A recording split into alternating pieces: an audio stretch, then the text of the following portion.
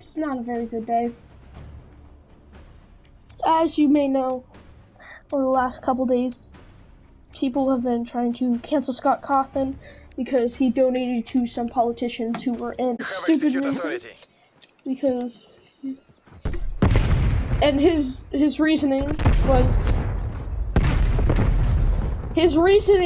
that the goods of what they were going to do outweighed the bad. And fair, because they do. So that was his reasoning. And today not today, technically last night, around 11 p.m., he officially retired, saying that after security breach, he's going to be passing it on to somebody else, for somebody else to take over for him. So yeah, these fucking losers on Twitter got their cancel culture to work. And even though that he's canceled now and that he's gone, they're still not happy.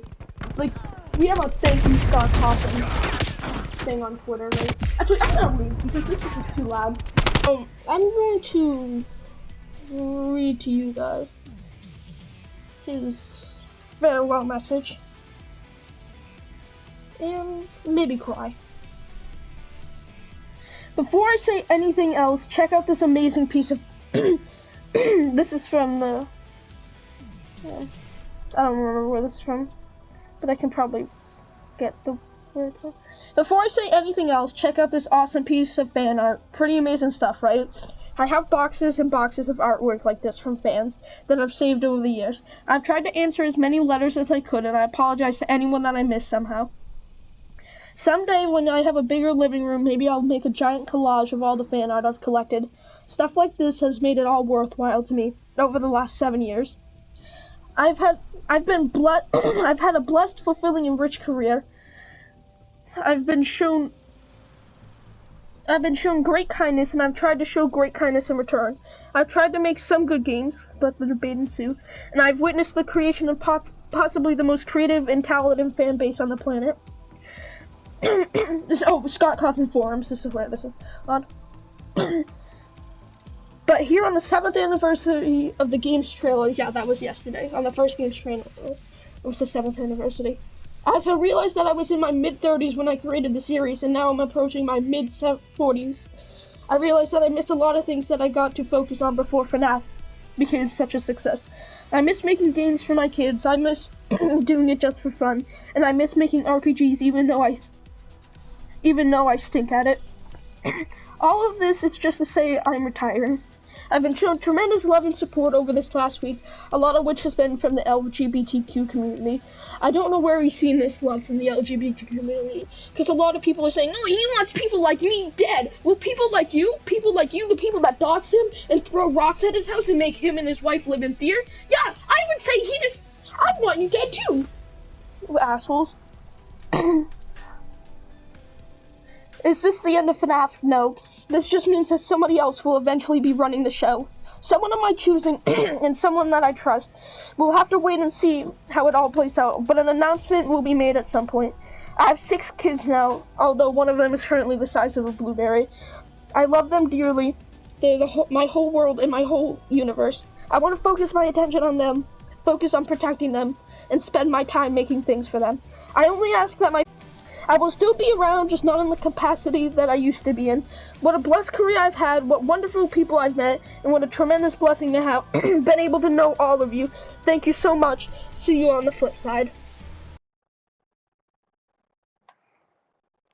I just muted the music, because we're going on to his message from the Steam, called Make a Difference.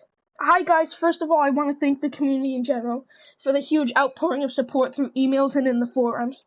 I know a lot of you are concerned about me, or think that I'm stressed out. It's true that I'm stressed a little, but it's okay because the result was good. I've worked very hard. I've worked very hard this year. Almost non-stop to produce good games for the series. Even though there may be some debate as how good the games are, I did my best to provide some good scares and a good story. all I can do is judge from the Steam reviews that I've mostly been successful, so I'm very happy about that. It's true that there's been a lot of hate towards me lately, on the forums, on YouTube, etc. And I'll be honest, it's difficult. It's difficult when people seem to dislike you because you found success with something. I think some people have this idea that I spend my days swimming in gold coins like Scrooge McDuck, cranking out games with no effort, then laughing all the way to the bank. The reality is quite different, and I think that people who hate on me for being successful are misguided.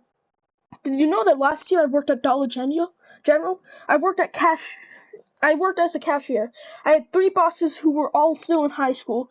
Before that, I worked at Target in the backroom freezer, unloading frozen food. I haven't had a successful life, and now that God has blessed me with some success, I'm doing my best to be responsible with that success. I don't party on the weekends, I don't get drunk or sip martinis. I spend my evenings playing Mega Man 3 Buster only with my kids. And I try to good and I try to do good with what's been given to me. I guess the reason I'm telling you all this is to make sure you know that I'm human. I have a lot of flaws and I've made a lot of mistakes. My games aren't perfect, and they never will be. But something more important that I want to convey to you all is that you should never listen to people who criticize success simply because it's success. Being good at something is something to strive for, not something to demonize. Criticism of my games are fine. A lot of time the criticism is valid, but there are a lot of people out there who will hate anything that becomes popular just because it's popular, and hate anyone who's become successful just because they're successful. Haters gonna hate, as they say, but I want you to know that I'm focusing on someone else's failures or success is the wrong way to live. People who make videos bashing other people like people who run into public square and scream into a pillow. They'll get attention, but they won't change anything. If you strive to be like them, then you'll spend your life screaming into a pillow as well, and your life won't mean anything. The best emails I've got are from people who have chosen to pursue game development because of the games that I've made, or people who have decided to do computer science or learn programming. Who will be the next game designer? Who will make the next game for Markiplier to play? Make sure that is you. People who hate success will never be successful. Focus on your success and your story. People always ask me what college I recommend or what programs I recommend. My answer is just to go forward, practice. Just get to college, study hard, be awesome at what you do.